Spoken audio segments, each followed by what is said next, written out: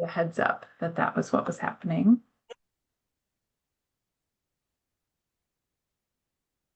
And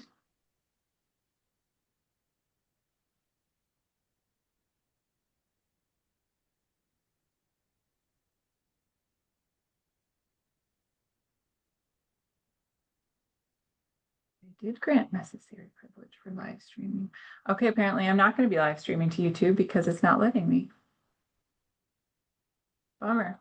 Well, all right, we're just going to record. So, welcome to our meeting today. We're going to be doing a conversation about pilgrimage planning from small to large, but we're going to be going from large to small in order of presentations. So, to get us started with this discussion, I just want to open us up to a little bit of prayer, bring us into the space. So, I invite you to take a breath. Settle yourself here. Try to stop looking at every email that comes into your inbox. And um, Holy Mystery, be our companion along the way today. Guide us at the crossroads, strengthen us in weariness, defend us in danger, shelter us in heat and cold, lighten us in darkness, comfort us in discouragement.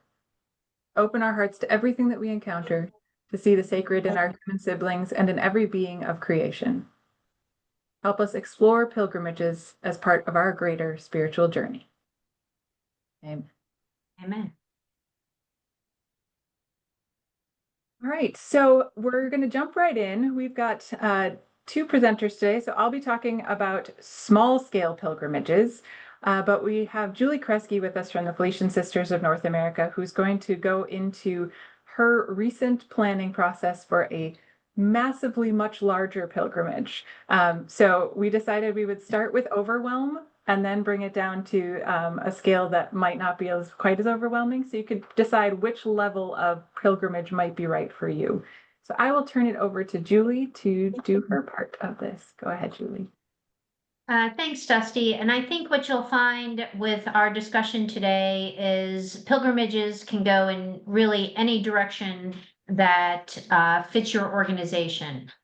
I am with the Felician Sisters of North America, so we do cover the United States and Canada. So we have a large congregation. This year is our 150th anniversary. So about 2.5 years ago, probably even 3 years ago, the planning for the overall 150th anniversary was taking place. And as part of the anniversary, they wanted to do a pilgrimage to Poland, which is where our foundress is from. Our foundress is Blessed Mary Angela. So that's how our pilgrimage, the idea started, and lots of ideas bubbled up. But one key, and I think really important factor was we did have a sister who is from Poland, but she is here in the United States. So she was a key in a lot of this. She was our translator on the pilgrimage, but she helped guide some of the steps along the way. So after contacting Sister Inga and she agreed to be our partner in this pilgrimage came out of the Office of Mission Advancement. Our target wasn't a truly spiritual pilgrimage.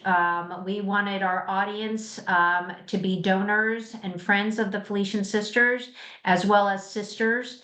So that took a little bit of a different angle in our daily itinerary.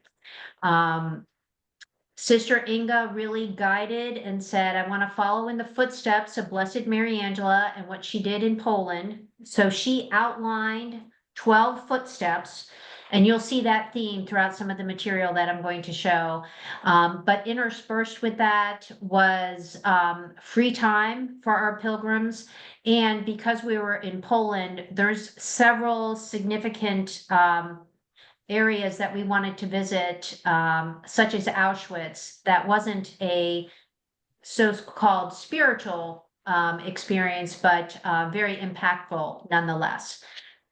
So once we had her outline and OMA, Office of Mission Advancement, excuse me, put in kind of our tweak and what we felt this looked like, we really started putting out some marketing material in our Felician magazine, which is a annual magazine. We had it in Living the Mission, which is a monthly newsletter. Every touch on our website, there was something about the pilgrimage, because we really wanted to express interest and get people interested, even though in the very beginning, it started out, hey, we're gonna go to Poland. And then the next time it was like, in Poland, we're gonna visit Warsaw, Krikau. And then the next communication was, here are some of the sites we're going to see. So the communication built up. We got interest. We kept a running list of interested people, knowing that we could only realistically accommodate 30 or so people.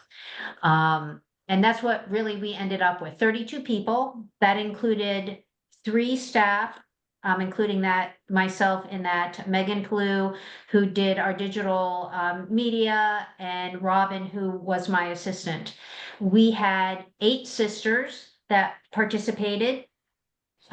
Typically, I believe the last pilgrimage we did, we didn't have as many sisters, but COVID was right in the middle. And the pilgrimage they had planned during COVID didn't take place. So those sisters had an opportunity to hop onto our pilgrimage. And boy, what an impact it was. It was a great group of sisters. And then the rest were really donors, a couple aspirants from the Felician Sisters, former students, just a great mix of people. 32 was our count. Our staff each took about 10 people and were responsible for following those people and making sure they were where they were supposed to be every single day. So who's getting on the bus, who's getting on what tour, who's going here, who's going there. We always had a head count going. And I think that was probably, as an organizer, the most stressful part for us.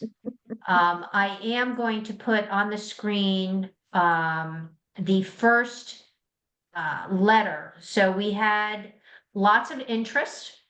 So we outlined with this document that I'm going to share what folks would be responsible for, what did they have to look forward to. Because we were going to Poland, we put in a little bit of Polish language here. And you can see it was a mail merge. So, we had our list in Excel, and it was from, at the time, Marcia Wallander was the Chief Mission Advancement Officer, and then it was from Sister Inga. So it outlined our key important dates. First and foremost, obviously, pilgrimages, it costs money to run a pilgrimage. And this was something that was a little bit on the high end. Again, think of our audience, donors, friends. Our hotel accommodations were 5-star accommodations. All of the tours were included. All the tickets were included. Meals were included. 5 dinners, 4 lunches. So we just wanted to outline the programs, outline medical and emergency forms. We had a couple Zoom meetings, and then of course the pilgrimage. So really, here's all your payment, and you can see the payment was not inexpensive, and it reflected either a single or a double room. What they needed to get into Poland, so passports, and I can tell you, we did tracking on the back end through our office. So once you signed up and made your payment, or you could do 2 payments, we track that. You needed to turn in your travel arrangements. You needed to turn in your passport number.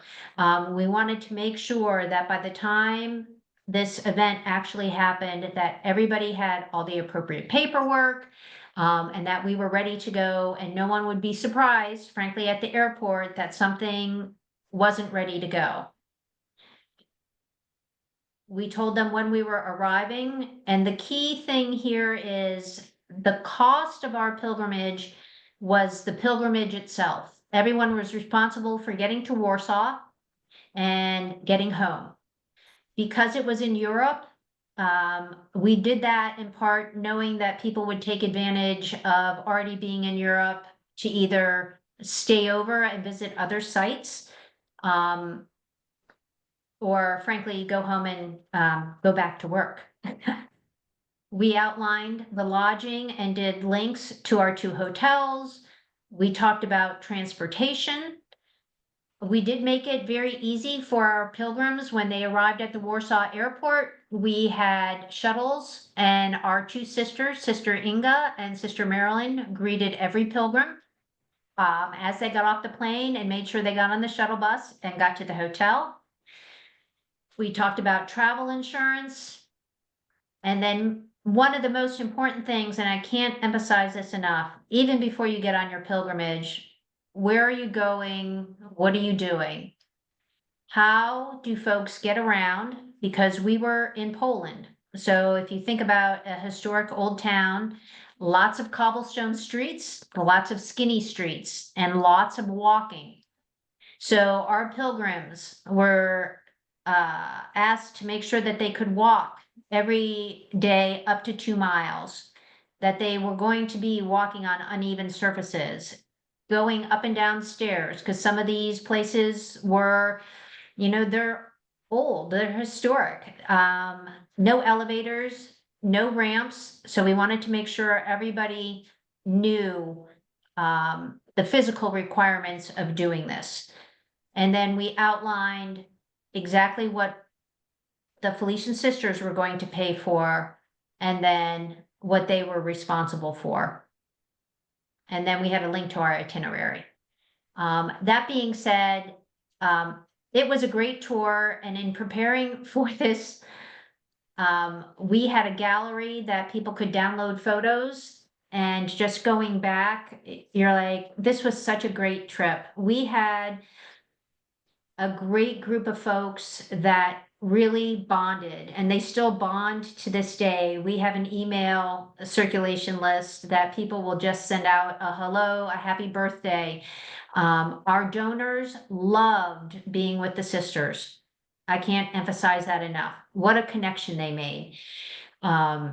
It was wonderful, but I'm going to share with you the photo gallery. Well, first, let me just hook on our website real quick. So this is on our website right now. And this was done in pieces. So we had a bit about the pilgrimage, a payment system. There are some photo links, but the resources, Sister Inga, again, our Polish sister, took a lot of time and dedicated a lot of her own personal time to make sure we had resources every single day that matched what our itinerary was. Folks had access to this. All of our pilgrims had access to this. They could either view it prior to the pilgrimage or during the pilgrimage, after an event. If they wanted to go back and see what the history was on the Transfiguration Church, they were able to do it. So our website became really a great portal for all of our pilgrims. And because of our audience, again, think donors, friends, and things like that, we kind of spoiled them a little, which was fun. Aside from our Zoom meetings, they got a swag bag for Poland about 2 weeks prior to the trip. That included things like a rain poncho, their lanyard ID, some snacks for the trip, chapstick, sunscreen, a little backpack, and just some other, what we would call necessities that they wouldn't necessarily think to pack themselves. Once they got to Poland and checked in at the hotel, they got another swag bag. Again, think more snacks. The challenge was, especially because we were in Poland, we were trying to stay with the dietary requirements that we asked everybody to provide. So if you're gluten-free, if you have a sensitivity to peanuts, our swag bags were geared to each person. They were very personalized. It was a little bit of a challenge when we were grocery shopping over there, but we made it work. Within their swag bag that they got that evening was this reflection book. So this was a full color book, about 72 pages, that had itineraries for each day, told the story of Blessed Mary Angela. So Blessed Mary Angela wasn't always Blessed Mary Angela. She was Sophia. So we gave a little bit about her history, and you'll see that woven through a lot of things. Our itinerary pages were always blue. So where am I going? Mass at the Holy Cross Church. Here's one of our footprints. We outlined free time, if they had dinner on their own. And then we also had several group reflections. Some were coordinated through the 2 hotels that we stayed at. And then we did group reflections after we saw some of our sites right on the tour bus, because we had a microphone. It was one of those coach buses. So our personalized tour guide would just hand over her microphone and we would pass it around for anybody that had a reflection. So as I had mentioned, we followed in the footsteps of Blessed Mary Angela. So here are all the footprints. And somehow these all tied back to Blessed Mary Angela. So there's lots of footprints, lots of sites, a little bit about the woman of discernment. And then we also included pages where people could write their own reflections, because people really, they carried this booklet around. You would see people writing things, making notes during the day. And then some filled out their reflections in the evening when they got back to the hotel. So I won't go through the whole booklet, but you can kind of see that there are prayers in here, and all the way back at the end, there are songs, different prayers that we referred to. So there was that. And then during the trip, so let me get out of this. During the trip, we encouraged our pilgrims to upload photos to our Dropbox, which they did. And with the help of Megan, again, our digital communications coordinator, we have a lovely gallery. And again, this is posted, but when you hover over any photo, it tells where you are. So this is a nice reminder, and it started right at the airport. I love this, Warsaw Airport. But you can see here we are at the Holy Cross Church. Hang on. That's a lot of Holy Cross Church. Old Town in Warsaw, where we had dinner that evening. Here's Old Town Warsaw. But as you look, and as I frankly relive our trip and how impactful it was, we went to a church and had mass every day. Again, with the help of Sister Inga, she arranged to have a priest that spoke English as much as possible. So some of the masses we did listen to in Polish. It was a little difficult to follow along. Everybody had the Google app for the translator, but Sister Inga really tried to accommodate all of our translation needs when it became just general conversation, when it wasn't apparent that you could just have your app on your phone be the handy tool that we all think it is. Here's the Warsaw Ghetto line when we were there. And this is us, frankly, walking through Warsaw. This is the first convent for Blessed Mary Angela. So you can see this is our whole tour group, and they look happy, but they were really happy. And I can say I know every single person in here. Great friendships were made during this trip. Also, and we had some lighter moments. This was on one of the streets with Sister Judy and Sister Marilyn. Just saw the cutouts. But you can see that we walked in the footsteps of Blessed Mary Angela on cobblestones. So you can see this is Sister Virginia here. She had her walker. She kept up with everybody. She was wonderful. This is one of our reflection sessions in the evening. Great group. And then some of the lighter moments. So this wasn't on tour. This was Jack and Mary, but they found this statue somewhere. I'm not exactly sure where, in Warsaw, and they took their photo. This was one of the fathers that gave us a tour after the mass in his church, in the Transfiguration Church, and they had this most unique thing in the basement of their church. If anyone has been to Disney World, it's like it's a small world. These figures back here move. So he gave us a little bit of that tour. And then one of the other impactful things, so we did go to the Poland Museum of Jewish History. And I'm trying to find it here. We visited 2 convents, one in Warsaw and one in Krikau, that are Felician sister convents. And then we also, if I can find it, here's the Our Lady of Czestochowa, the Black Madonna. And again, through the help of Sister Inga, we got right up front. This church is massive. I don't think you can see an overall, you can see all these people back here. Most crowded, kind of uncomfortable. People wanted to get in to see the Black Madonna, and they really heavily crowd the regular common area. So we were fortunate to get up close. Again, thanks to Sister Inga. We went to Auschwitz. So though not a total spiritual location, very impactful. If anyone has been to Auschwitz, you'll know exactly what I'm talking about. It was a sight. Sister Marilyn said a prayer right on the railroad tracks.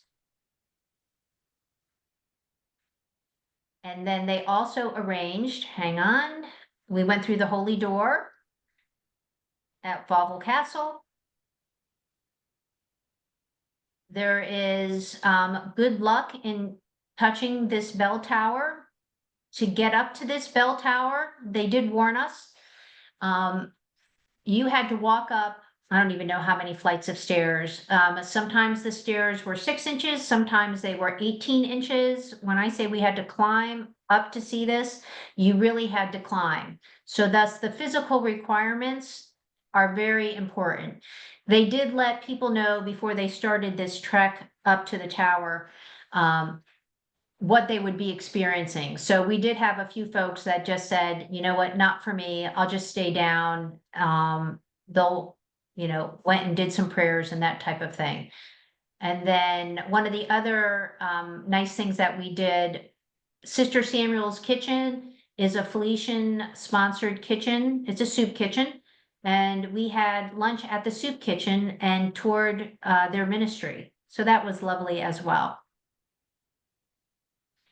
Sister Marilyn got to say, or I shouldn't say got to say, she participated in Mass at one of the convents.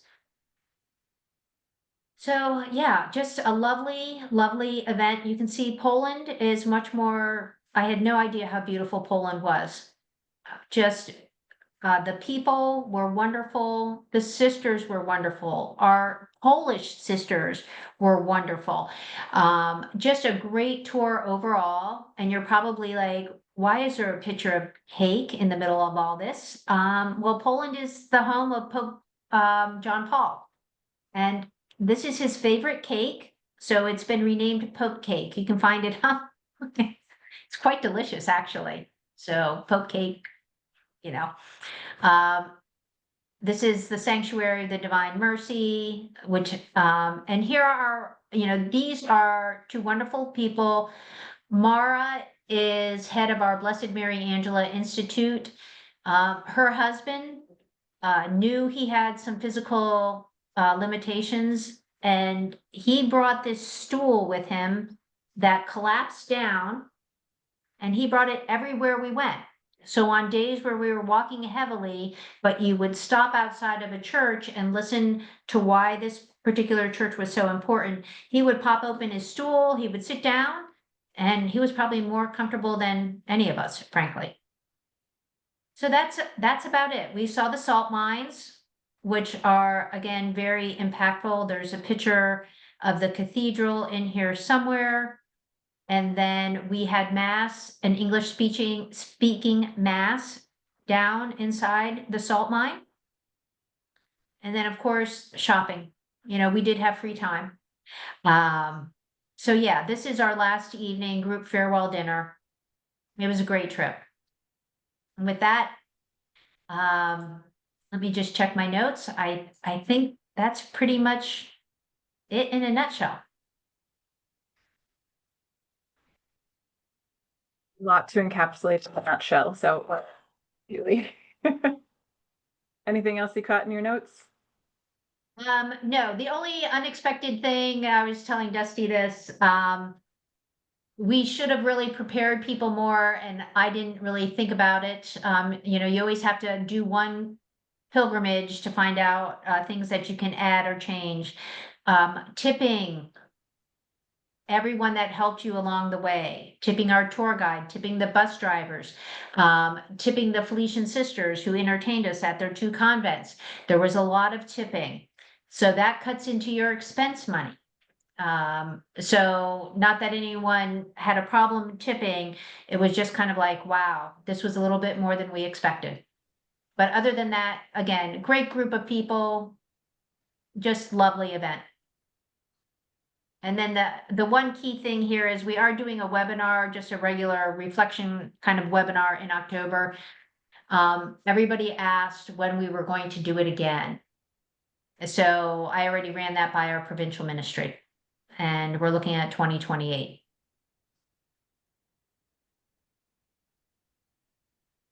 So Thank that's you. it. Thank you. So I'm going to transition us from large scale international visas required thousands of dollars to the pilgrimage that our congregation is taking on this year, mostly because I knew that we had some experience. I'm definitely not speaking from an expertise space. This will make you all feel like experts because you'll be like, why aren't you doing this? So we are definitely a pilgrimage in progress. The reason that we're doing this is because we were asked by as part of our Laudato Si action team. We wanted this to be part of our response to Laudato Si movement's call for this year's Pilgrimages of Hope call. So they put out a call. So it's the 10th year of. There's a bunch of reasons. They're all on their website. I'll let you follow up on those. So in order to start, the general vicar, who is the person who liaises with our JPIC office, JPIC being Justice, Peace, and Integrity of Creation. So I'm just going to say JPIC, our justice promoter. Our justice promoter and her liaison on the council got together, discussed the idea that they wanted to make this happen, and they brainstormed our committee members. So to make the planning happen, we have at the table, the council member does not attend. She's got plenty of other things to do. She knows that we have the general guidance from her of what is desired. So the committee is made up of our justice promoter. I am the director of mission advancement. Though my role is not heavily development, it is mostly communication. So when it comes to advancement, our pilgrimage will be a free will offering only pilgrimage. We also have the director of associate relationship, just to help us reach a broader audience as we discuss, as we recruit people to attend. And then we have 2 associates, one of whom is actually the former director of associate relationship, but is there because she has a strong Laudato Si animator base. And then another associate who is in process of getting his Laudato Si animator certificate, but is also employed with a native land management company in the area. And so he has lots of great insights to offer. I think I would be on there because of my title no matter what, but I also volunteer regularly with our Wild Ones organization, and I'm also on our volunteer with our conservancy locally that holds the conservation easement on our property. So we brought, between me and this gentleman, this last member of the committee, we bring a lot of the nature knowledge, which is necessary for us to be able to kind of do a little more with the ecological portion of this pilgrimage. So the first thing we did when we gathered was clarify for ourselves how we were going to define pilgrimage. This is some of the text taken from the Pilgrims of Hope planning toolkit. the way we describe it amongst ourselves is it's a field trip that has a spiritual nature to it. So much less formal than how a lot of people like whether we're not doing the Camino del Santiago. We are doing a field trip and we're inviting the spirit into it, making sure that we are coming at this from with a sacred lens. Uh, so for us in particular, our pilgrimage is focused on an eco-spirituality conversion, not a faith conversion. So we're doing an interfaith pilgrimage. There will be no rosaries, no intensely Catholic lens.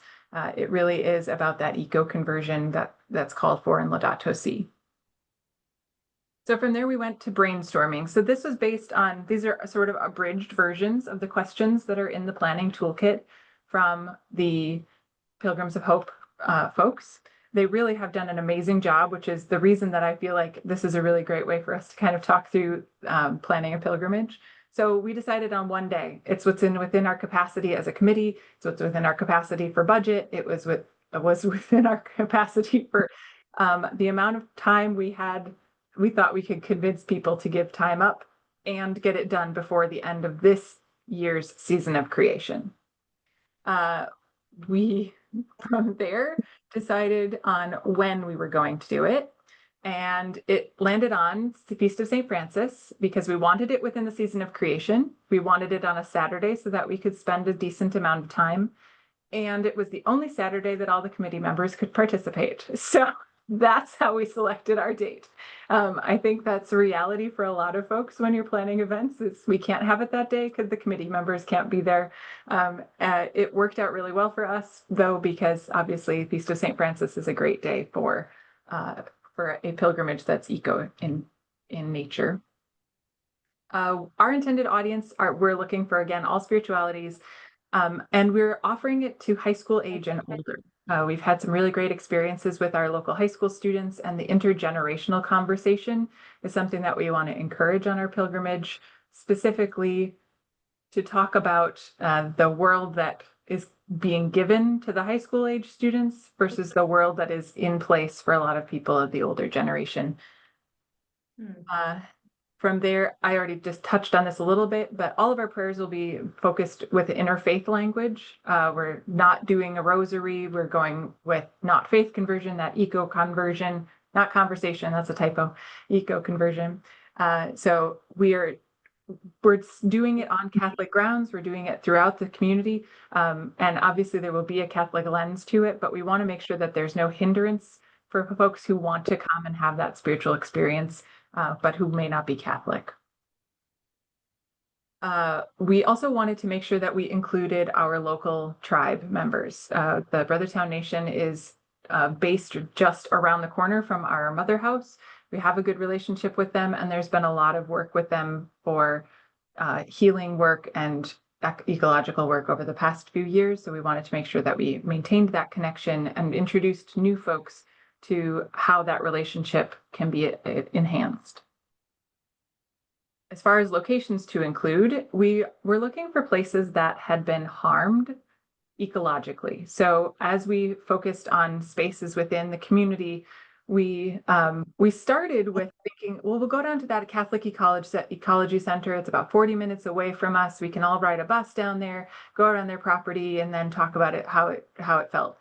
The Catholic Ecology Center, however, has events every 5 minutes. Every 5 minutes, it feels like. So we couldn't get in there, and it worked out in our favor because sometimes limitation makes you more creative. So we ended up landing on the idea of looking at land and water and ecological resources that were overcoming harm to themselves. So our property here has a space that has been reclaimed and is now full of native prairie plants. But it's built on top of the grounds where our former mother house was, or our retirement community for sisters that were needing assisted care. And at the time that building was demolished, the standard procedure was to bury the foundations and bury all the concrete and just cover it with dirt. You would never do that now. It was the standard operating procedure though. And so as best as that land can be healed, it's being healed. The soil is on top of it, prairie is on top of it. It's created a biodiverse environment. So it is for us an example of showing how you can do healing after harm.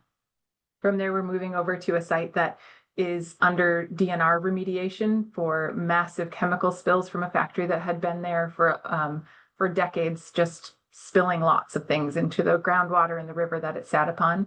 And we're working to get, so we'll be collecting seeds at our prairie and then taking them over to that site to spread. And I'll go into more detail on the schedule momentarily, so I don't want to get too far ahead of myself. Anyway, so we're also doing some work with water and seeds, all throughout that harm and healing kind of relationship, and recognizing that everything is changing. This too shall pass. What has been harmed can be healed. How are we going to create relationships among the pilgrims? We talked a little bit about the fact that a lot of our locations are really close, and using a bus is going to cost us about $700. We're going less than 10 miles over the course of the day, but we felt like it was an important way to bring people together. If we were caravanning people, one, we've got liability issues, but two, we don't have that joint experience for everyone of transitioning from place to place. And like Julie mentioned, we want to use the bus as a space for reflection. So we ate the cost and decided to use a bus. And because the sites are too far for walking feasibly within a day. How we are incorporating personal reflection. So we're making a small booklet. Ours will just be printed on a copier, folded in half and stapled. It'll include space for reflection. It'll include the reflection questions that we'll be using at the end of the day for our group reflection.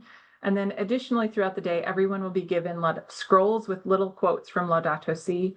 And we'll be inviting folks to read those during transition periods, or when we're pausing for a moment of silence, we'll ask some folks to read a couple quotes, and then we'll sit and reflect on how those relate to what we're experiencing, just to give people opportunities to absorb and not just be moving and listening all day long. And then we needed to be realistic about the accessibility of the trip. We're going to be on uneven ground, and we're going to be accessing a standard school bus. So that means that's the accessibility limitations for us. There's not a lot of great ways for us to be able to make it more accessible than that. We do have a prayer service also planned with our sisters who have less mobility, so that there's opportunities for them. But as far as general public, at this time, based on our planning period, this was the reality for us. We're also working with partners in the community. So we have a standing relationship with the Brothertown Indian Nation. We have a standing relationship with our city director of public works, just because some of us work a lot within community.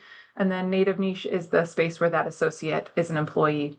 And those partnerships are vital for us to be able to do what we want to do, which is we're going to gather at 8:30, where we'll come together with prayer and intention setting, and then collecting seeds from the prairie that the sisters own. It'll be prime prairie seed collecting time, and it's not a difficult process. So we'll be able to show people how they can help to spread those seeds. From there, we're going to be taking the bus to the site that is in remediation from historic chemical spills. We'll have prayer over the space and a discussion of what the remediation has been like, how we try to heal from these situations. And then we're going to spread about half of the seeds that we collected in a site that the City of Public Works Director approves for us to spread seeds, because we also know that space is part of like where they put snow in the winter, because we're in Wisconsin, so you always need a space where you can plow all the extra snow to. So we're making sure that as we spread seeds, we're doing it with intention, that we're not just seed bombing. We're picking spaces where we know the seeds will be allowed to germinate and won't be mowed every 5 minutes to just not do their job. So from there, we're going to take a bus over to the Brothertown Community Center, where we are hoping to have lunch with them. They regularly provide lunch for community groups, providing it with all sorts of various native foods intertwined into your standard grocery store fare. So lots of wild rice and bison meat and things like that. And then they'll also do a presentation about the work that they're doing to heal the land around us. We are based on Lake Winnebago, which is formerly a site of a lot of wild rice. And the Brothertown Nation has been approved for a grant to restore the wild rice to the various places, but obviously it starts small. So there's tiny little marshes where they've been slowly reintroducing wild rice that was there when before the colonial eras. And then we're visiting the Tree of Hope, which was accidental. So the Tree of Hope is right behind the community, the Brothertown Community Center, and is up against the lake. And was planted in 1992 by the sisters and as hope for repairing our relationship between recognizing how white settlers had hurt the tribe over time, and that this was us coming together to grow hope for a better future. So that was a complete accident. We forgot about it. And then yesterday during our meeting, we were like, hey, we should visit the Tree of Hope. So serendipity is great because we'll be right next to it. And then from there, we're going to head over to the Adopt a Highway location where the associates for the congregation adopt the highway. They usually go about 4 times a year. And there's a great marshy area there that we'll be praying over and then scattering the second half of our seeds. And then one of the members of the Brothertown Nation is also providing us with a large influx of Joe Pye weed, which grows very well in wet soil and is a huge biodiversity native plant. Lots of pollinators, a huge host plant. And then finally, we'll be heading back to the mother house where everybody's cars are parked from the morning. And we'll meet in our gathering hall to talk through what seeds were planted in you today. And we'll have snacks and refreshments there as well. So that's the outline for the day that we've determined thus far. Still in progress. What do we do if it rains? What are we going to say at each site? How long are we going to talk? If the Brothertown folks can't provide us lunch, are we going to do a brown bag? The communication plan and the webpage are still under development, but have to be in place by the 1st of August in order to start our timeline rolling. Designing and printing the booklet, designing and printing the scrolls, and reserving that $700 bus. This is our outreach list. Excuse me. A lot of it came from just the people we know in the community, but again, that toolkit that's provided by the folks at Pilgrims of Hope has most of these things in a generic version on their list of folks to reach out to. So we had generated this, and then today I was looking a little bit closer at that toolkit, and I was like, all of these are on there. If we had just used the kit that was provided, we would have gone a lot faster through this list generation. So props to them. And then we're generating, this is our flyer. It's a little pixelated because I did a screen grab. So far, that's the flyer. It may change from there, but that's where it's at today. Very simple, intending to send people to the website so they're not reading everything on a piece of paper and trying to gather it all in. There's a lot to understand about why you would go on something like that. And then we turn it over back to you. So I tried to keep mine as short as possible because it's not done.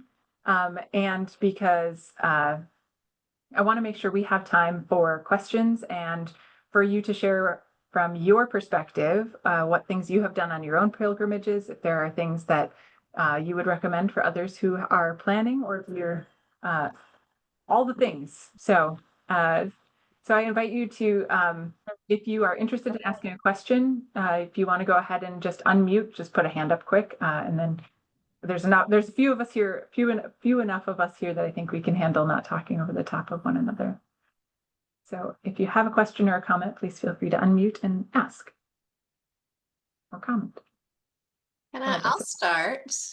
Thank you to both of you, Julie and Dusty. That was really great overview of the events that you've put on. So congratulations on that, and are about to put on, Dusty. Thank you. So I just have a quick question about for you, Dusty, about the alternate activity that's being provided for the people who cannot go on the pilgrimage. Can you tell me a little bit more about that? It's actually our standard prayer service that we do for the Feast of St. Francis. So we invite sisters and associates to our assisted living facility into a green space there, and we have a prayer service outside. We serve almond cookies, which we learned from our sisters, from the Sisters of St. Francis, brought us a new tradition when they were here visiting a couple of years ago during that prayer service, that there is a almond cookie tradition among the Franciscans. So based on St. Francis's deathbed. It's a fun little story. If you know any Franciscans, reach out. I'm sure they'll tell you about it. So that's really all we're doing. And then we use the prayer liturgy service directly from the Season of Creation toolkit, because they make a great toolkit every year. We're very much people who don't reinvent the wheel. There's only so many hands in this office. And so if somebody's providing us a toolkit, we will use it. So that is what we're doing. We're not we're not taking them anywhere. However, the sisters that are in that assisted living facility are currently doing, we just helped them develop little fake passports with stickers. They're doing a fake travel around the world journey with just people who have gone different places. And that's all done by the program coordinator over at the assisted living space. So if that goes well, our hope is to potentially do something like that for those sisters in the future, during a season of creation, to do that same sort of eco conversion experience, and not necessarily during. I mean, we could do it whenever it's virtual. We could just pretend it's summer. Thank you.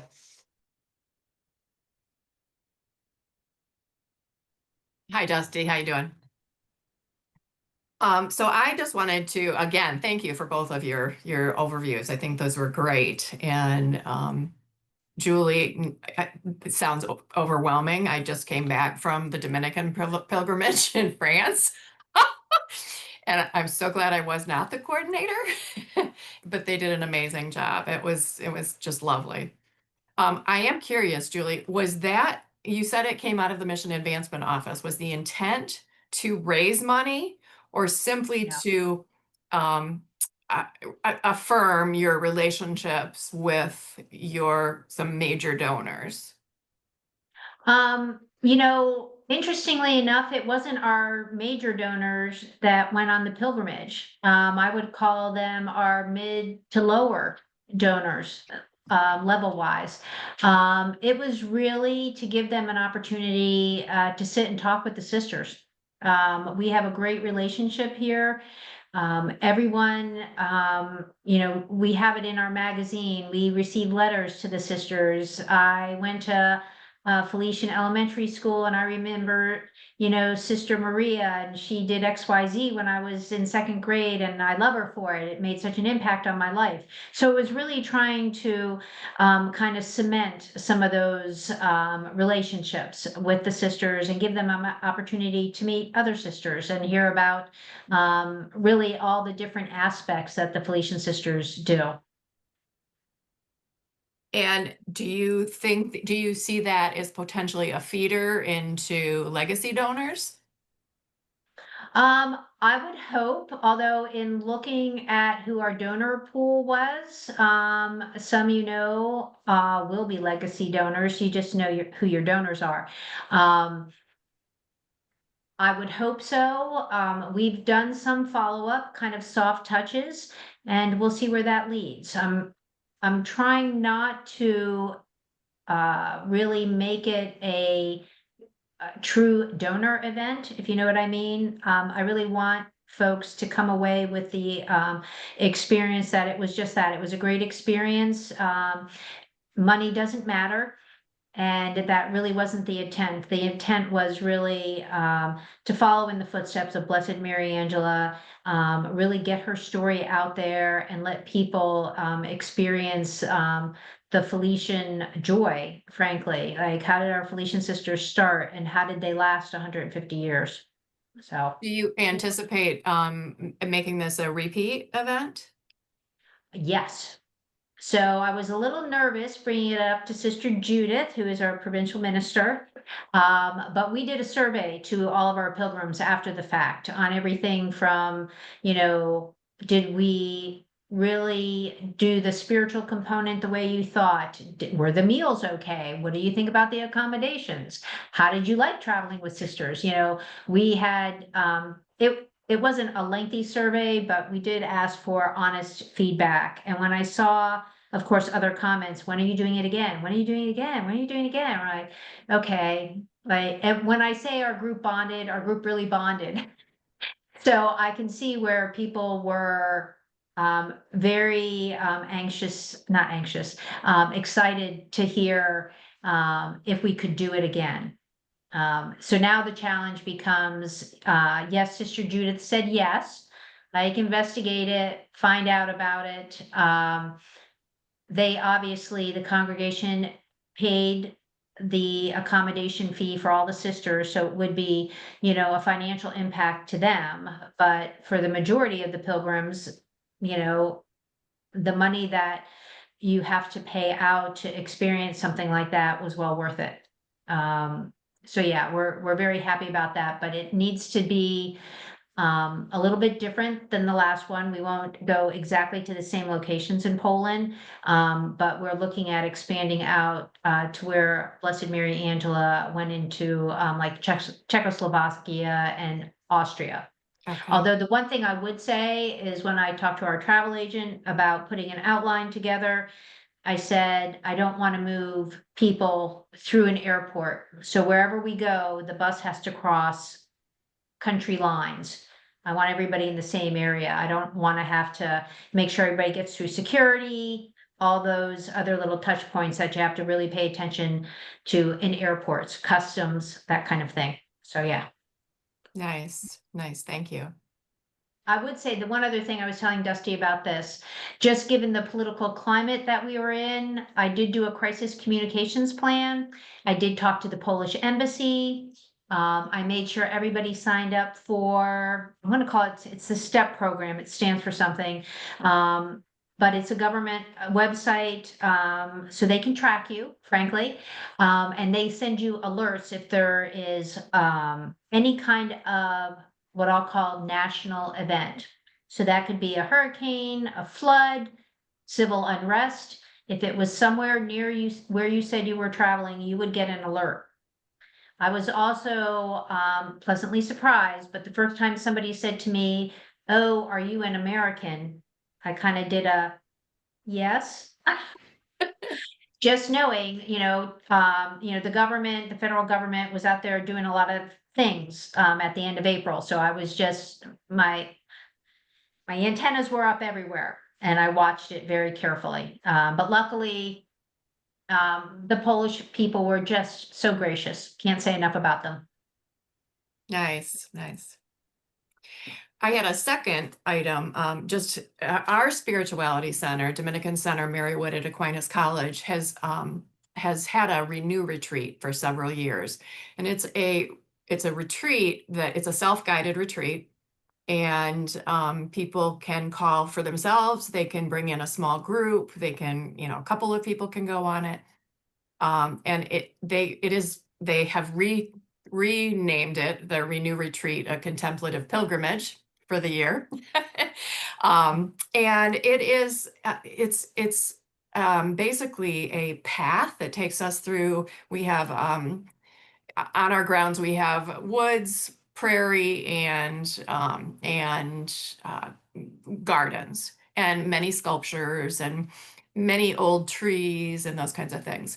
So this is basically the theme is praying with essential elements in the garden of St. Francis of Assisi.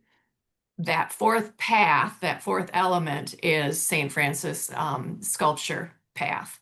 And so this is a prayer guide. I don't know if you can, it's a prayer guide, very simple, laminate sheets. And there are reflective steps and messages on each page. And just a really simple, straightforward, and we've found that people really, really enjoy it. You can do it in a couple of hours. You can do it in a half day. You can actually add a spiritual direction session at the end or at the beginning if you would like. So there's lots of different ways that people are approaching it. So just very easy to do, and it's packaged, and it's a great way to kind of have a welcome people to our Dominican Center, make a connection with someone from a hospitality standpoint, and then go off and do a reflective exercise. So just an FYI, there are simple ways to do this, as you all are finding out. Thanks. Is that document on your webpage anywhere that we could It link is to it? not. Okay. They pay for they pay for this. Is there anything talking about it on there? Pardon me? Is there like something talking about Yes. it? Could you put that in the chat while Joanna puts I'll her? drop that in the chat. Thank you. Joanne, what did you have to say for it today? Well, first of all, I want to thank both of you. Julie, I have coordinated 3 pilgrimages similar to what you are talking about. There were a few years ago, we didn't have some of the technology that our people would use. I've had sisters and associates really of Sisters of St. Joseph from all over the country. We have 16 congregations, as you may know, across the country. And they've come in Canada too. Some of them came. And the only thing, the major difference, I think, was that the flights, for the most part, were included. Most people could get to Boston and fly out.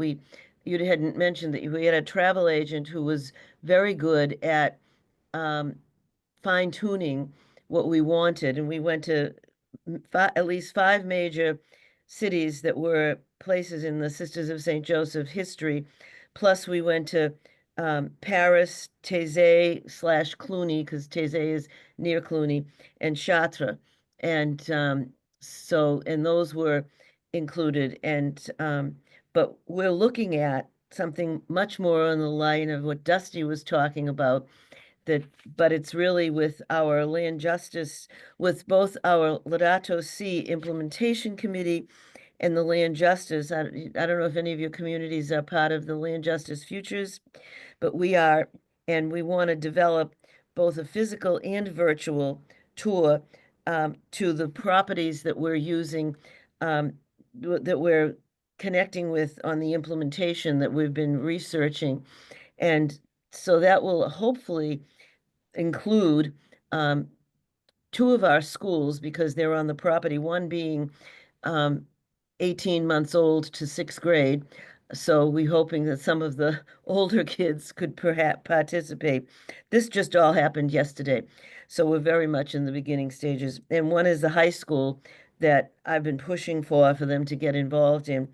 And one is our Mother House property, and what the fourth is our healthcare, where our healthcare is located. We also have a college, but that's not been part of the land justice futures, so I don't know if they'll do anything there. And, probably looking at traveling to those spaces, but if you try to go 10 miles in the Boston area on a given day, that would be about a 4-hour uh, traffic trip. So I'm not sure how we will be doing it. They've got to work that out. But I think, Dusty, you've made quite a case for looking at those resources, and I might be connecting with you, asking you for some insights onto how your planning is going. So I will talk to our justice promoter, and I will give this webinar to our justice promoter. I think that would be great. So thank you. Thank you. Did any of you all have a chance to watch any of those webinars on the Pilgrims of Hope page? I linked to them a few times, but I wasn't sure. Jessica, you're nodding. If you were to describe the level of helpfulness of those videos, not compared to this one, but did you feel like it was worth your time to spend your time here and there? Yes. Okay. Yeah, most definitely. Yeah, because the ones that I went to had a little bit of a different focus. They were a little less of a deep dive, and they were more of an overview, whereas I feel like this was more of a deep dive into all of the details of planning a pilgrimage. So yes. Thanks. One thing I want to say is some of you are selling yourselves short about the fact that this isn't spiritual, but I'm thinking to go to Auschwitz can't not be spiritual, or to go to some of these spaces where you're talking about going to, Dusty. It's spiritual. It's not saying the rosary, but to me it might be far more. You people, Dusty and Stacy, know me a little bit, and I call it far more spiritual in the kind of spirituality that many of you congregations are in us than sitting there and saying the rosary. No offense to the rosary. Well, I think that's one of the things we're struggling with, is because some of the materials. So the reason that I wanted to have a conversation about those Pilgrims of Hope videos was because so much of that content is very Catholic focused, in the very, very traditional Mass rosary language. Okay. Like the pilgrimage prayer has a lot of pray for us person, pray for us saint, pray for us person, saint. So a lot of very, very Catholic language that we're taking out. And so I wanted to kind of have an opportunity for discussion, very much like a book club, where you figure out how much of that you include and how you take what you need and you leave behind things that don't speak to the charism of the congregation. I think that a lot of us have touched on eco-spirituality. So I think that it tends to kind of fine tune the tension there. Our charism and our values really are tied to relationship with all of creation. So this year and the recent years, really inviting people to time out, pausing in contemplative places and spaces. If it encourages people to think twice about their connection with the land, think twice about how they treat their own properties, their own grounds, or encourages them to really think about some of the justice values that we welcome the immigrant. These are our gospel values. So I agree, Joanne. I thank you for highlighting that, because I think that is very, very true. And Dusty, I don't know where you're resourcing the remix of this, the more inclusive kind of stuff, but if you have that, what? The prayer we Making used it- today was a made up one was a smash up of the pilgrimage prayer. So we just make it up. Okay, we can do that. Yeah. Yeah. Our sisters, Dusty, just a piece here that I could offer you. Our sisters did put together a group of reflections and poems and photographs, all environmentally related. Back when it was a Laudato Si initiative, it was an early Laudato Si plan action. And we turn those into social media posts, and they really are very thoughtful. And Jessica, you've seen those for the first time. I would look through some of your sister's materials, and certainly you are welcome to look through our Facebook page or our blog, but there are some just very pointed, just very intimate, informal, just really cozy moments that come through these. And I would look at how you can integrate some of those into. I remember for a page in our spirituality center catalog once, we simply put the dandelion with the blowing seeds blowing with a breathe message. And it was great, because it made people just stop, pause, Right. think about what you're doing. Like that, especially to maybe just use those as preemptive, sending them out to people who might be interested in Oh saying, yeah, teasers. this pilgrimage may be a good place for you. Yeah. All right. Well, I want to be respectful of your time. I appreciate everybody being here. I wanted to let you know that we are educationally for CWR a big one of the things that we've been kind of shifting to as we figure out capacity in our new scenario is we want to do a little bit more webinar book club kinds of things. We feel like there's a lot of opportunity for folks to find webinars all the time on all the topics we're interested in.